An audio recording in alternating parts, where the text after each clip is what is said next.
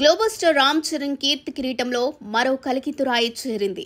ఆస్ట్రేలియాలోని మెల్బోర్న్ నగరంలో జరుగుతున్న Indian film festival of Melbourne వేదికగా రామ్ చరణ్ కు ఆర్ట్ అండ్ కల్చర్ అంబాసిడర్ పురస్కారం అందజేశారు. ప్రఖ్యాత ఫెడ్ స్క్వేర్ వద్ద జరిగిన భారత జాతీయ పతాకావిష్కరణ కార్యక్రమంలోనూ రామ్ చరణ్ పాల్గొన్నారు.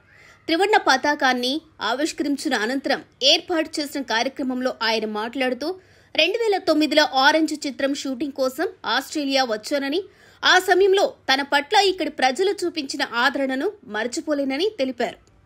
ఇక గతంలో కంటే ఇప్పుడు కూడా ఇక్కడ ఎక్కువ మంది భారతీయులు కనిపిస్తున్నారని, దాంతో భారత్లోనే ఉన్నట్లు అనిపిస్తుందంటూ రామ్ చరణ్ వ్యాఖ్యానించారు. ఆస్ట్రేలియాను కూడా భారతీయులు తమ సొంత గడ్డలాగానే భావిస్తారని, ఇక్కడ భద్రంగా ఉంటున్నారని పేర్కొన్నారు.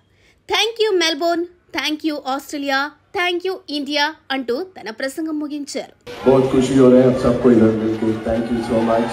Thank you for having me here. I think Niamban Dilsu. I came here around 2009, first time to shoot a film. Nevertheless, I'm here again after 14 years, probably 12 years. It's a pleasure to see so many Indians now feeling Australia, Melbourne at home today. Those days we'd never seen so many Indians, and today they're feeling at home, they're feeling safe in your country.